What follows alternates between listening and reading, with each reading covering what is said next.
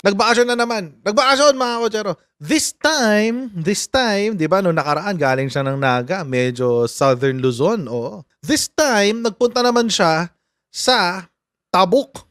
Oo. Sa Buskalan. Hindi pa Tabuk. Buskalan pala. Sa Buskalan. Oo. Sa Kalinga.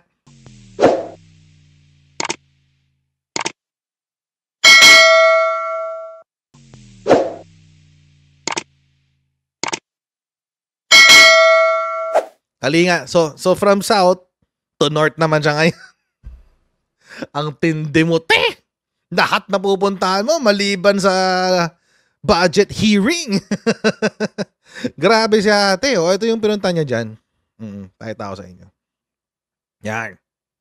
Yan yung pinunta niya dyan. Nagpatato siya kay Apo Wang-od. Ay, by the way, bago rin tayo pumunta sa ating topic, ito, magpapasalamat muna tayo sa mga kaibigan natin sa Sendwave!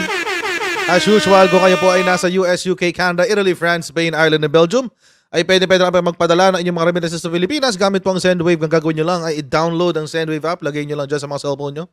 Gumawa kayo ng account, libre lang naman yan. At dito, pwede na kayo magpadala sa Pilipinas using GCash sa online banking ng mga bangko at iba't ibang mga pawn shop sa bansa. At kung gagamitin nyo po ang promo code na Coach Jared po sa inyong upong unang padala, ay makakuha kayo ng karagdagang $20 na pwede nyo rin ipadala sa inyong mga minamahal sa buhay. So mga kotsero, gamitin na po si Sendwave for all of your remittance needs. Ayan. Okay, game.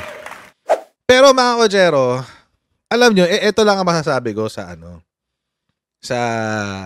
sa Buskalan. Papunta siyang Buskalan. Hindi ho simple yung biyahe na yan. Matindi-tinding pag-upo sa bus ang kailangan mong gawin dyan.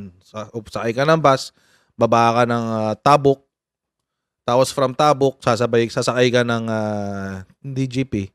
Hindi jeep yung sinasakyan iba parang L3 yung mga jeep nila doon Parang L3 na yung open. Parang mga truck. Ganun. Yun, nasakay ka nun. Paakyat ng Buskalan. Tapos saka ka bababa. Meron kang paparahan doon. Nakalimutan ko lang anong tawag sa lugar na yun. Tapos saka ka-aakyat. Yun yung matindi doon yung aakyatan Sa akin, bakit ko kinukwento mga kotsero? Kasi mga kotsero, I want to highlight the fact na nakagawa siya ng oras. Itong si Sara Duterte. Nakagawa siya ng oras para puntahan yan si Apo Wang-od. Walang masama dyan kay Apo Wang-od, by the way. Wala akong masama dyan. Kaso nga lang, mga kotsero, may responsibilidad pero hindi mo magawa. Or ayaw mong gawin. Ayaw mong gawin, mga kotsero. Ayaw niyang gawin yung responsibilidad niya bilang vice-presidente. Pero paglakwatsahan, ay, nagmamadali. Pero nung panahon na binabagyo ang Pilipinas, nasaan siya? Nasa Germany. Nagbakasyon sa Germany. Nung panahon na kailangan niyang humarap sa budget hearing, nandoon siya sa Naga, sa Calagwas. Oo. Nandoon siya. Hindi pala budget hearing yun. Yung hearing sa confidential funds, yung good governance. Nasa Calagwas siya. Oo. Ngayon, sakto, wala naman masyadong responsibilidad ngayon kasi break na. Session break na ng lower house. So, wala masyadong responsibilidad ngayon. So, ito, pwede mo, kung gusto mong bakasyon, pwede kang mag-intay ng today. Pwede kang mag-intay ng today kung gusto mo talaga magbakasyon. Kasi ngayon wala nang hearing. May nag-send sa akin ito. Pakinggan natin sandali. Noong bago kami umalis sa Manila, nagpaalam ako sa nanay ko.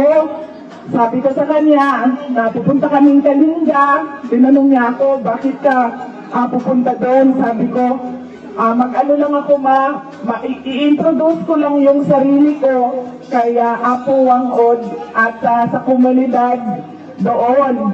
At sinabi ng nanay ko, sabi niya, kilala ko si Apo Wang-od, wag mo nang dagdagan ang mga tattoo mo. Yan ang sinabi ng nanay ko. So ilang beses niya sinabi, noong nagpaalam ako, noong pag ilang mga araw, nangamusta siya sa akin, inulit na naman niya, sabi niya, huwag ka na magpatato. Kanina, kaninang umaga. Sabi ko, ma, nandito na kami sa Kalinga. Uy, may phone na doon. Ang sagot lang niya sa akin, huwag ka magpatato. Pero kanina, hindi ako nakapila para magpatato. Sinusuportahan ko lang yung mga kasamahan namin na gustong magpatato dahil nga ayoko na hindi sundin ang sinasabi or utos ng nanay ko.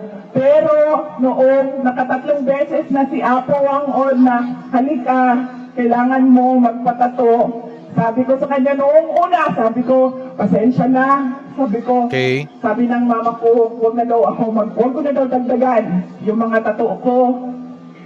Tapos, ulit naman siya, halika. Sabi ko, magpaalam muna ako. Magpaalam muna ako sa nanay ko. Nung pangatlo, Ano drama na sabi ito? niya, halika. Sabi niya, itago lang natin para hindi makita ng nanay mo. Sa pang-apat,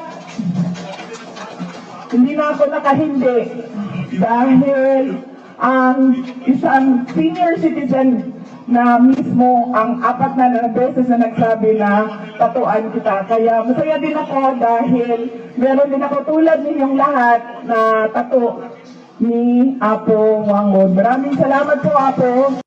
Hindi ko magets yung point ng kwento niya. But, kung pipilitin ka ng matanda na magpatato, it's because you're the vice president. Bisita ka dyan, vice-presidente ka, natural, pipilitin ka.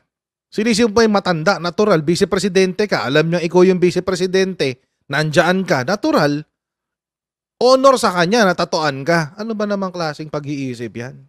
Mga kotsero, hindi aksidente to. Bakit? Kasi may program sila. Oh. May aksidente bang ganyan? Naghahanda ng program? Oh, hindi aksidente yan. Tingnan natin to.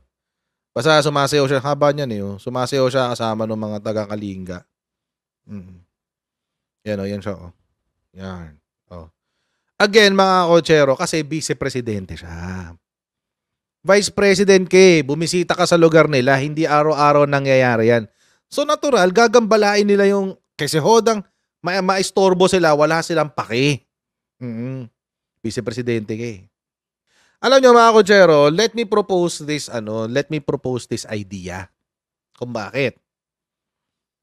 And as the title of this video suggests, and this live stream suggests, dahil pabagsak na siya. Partida, publicus pa yan. Kaibigan ng mga Duterte yan.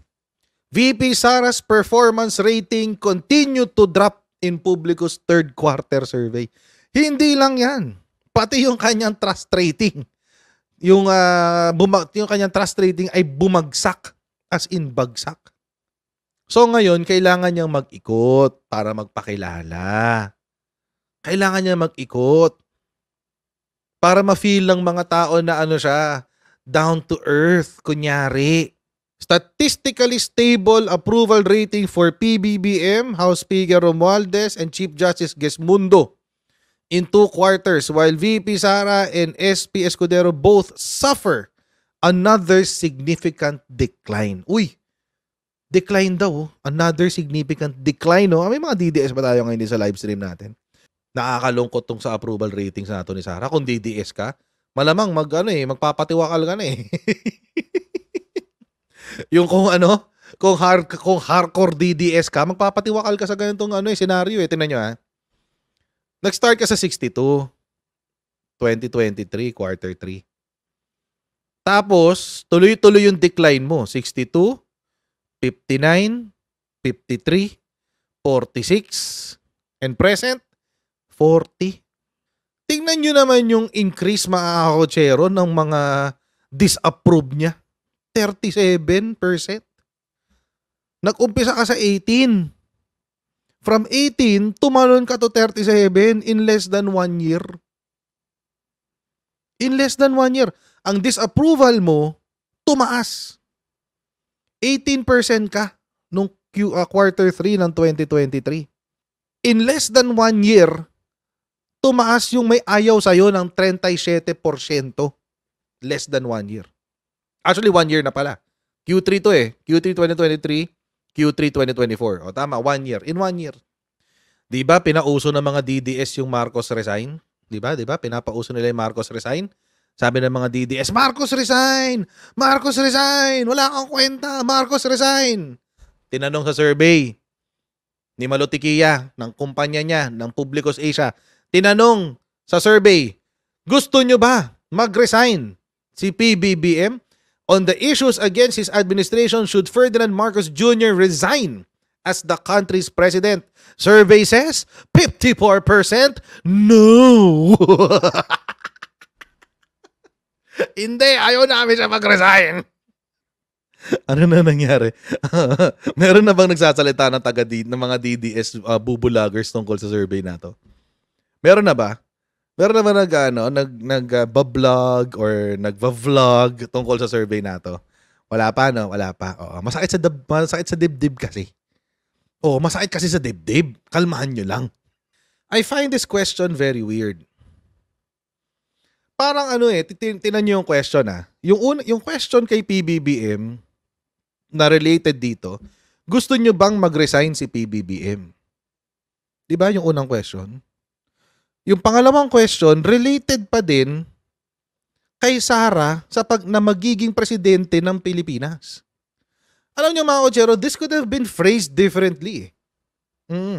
Pwede kasing sagot ang tanong ganito, gusto niyo bang maging presidente si Sara Duterte?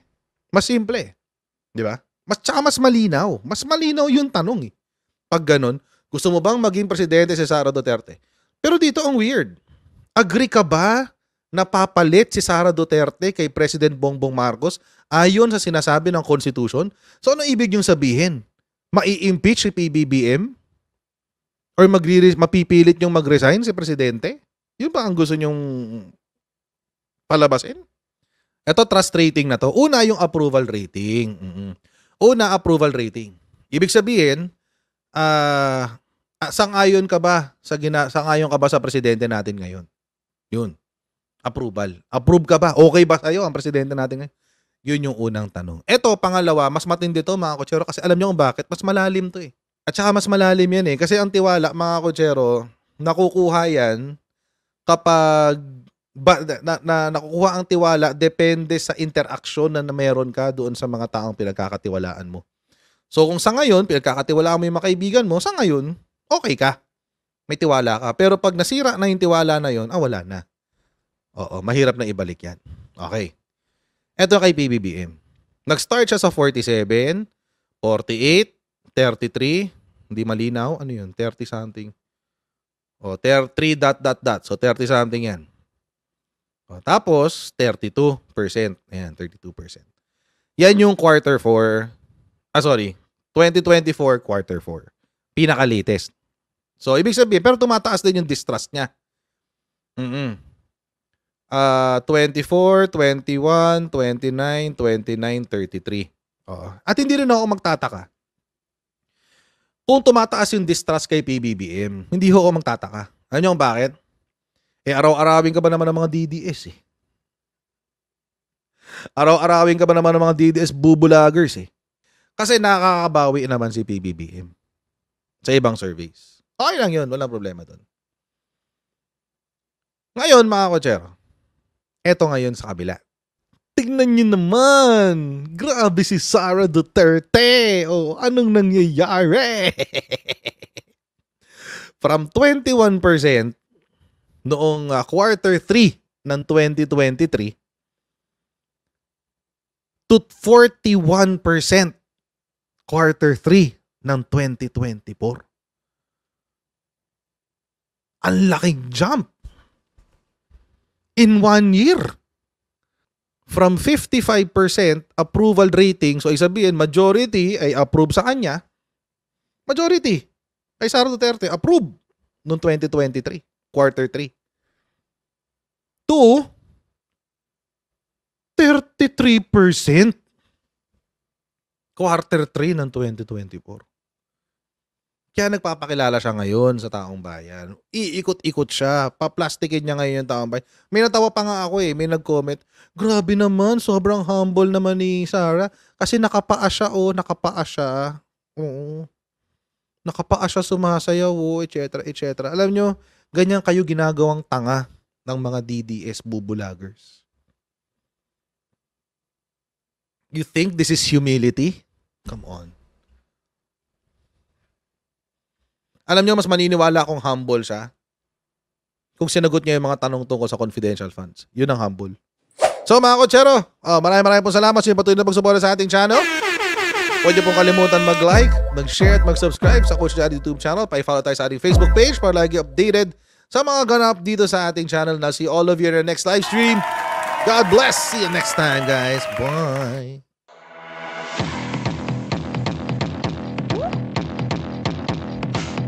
Pag ganun, huwag natin gawing tanga mga Pilipino. Mas maganda kasi nasa lugar ka ng tama kaysa yung pinipilit mo yung pagkakamali.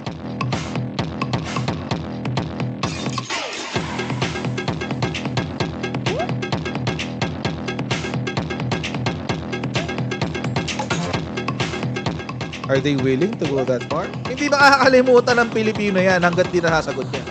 Sino ngayon nagsasabi ng totoo?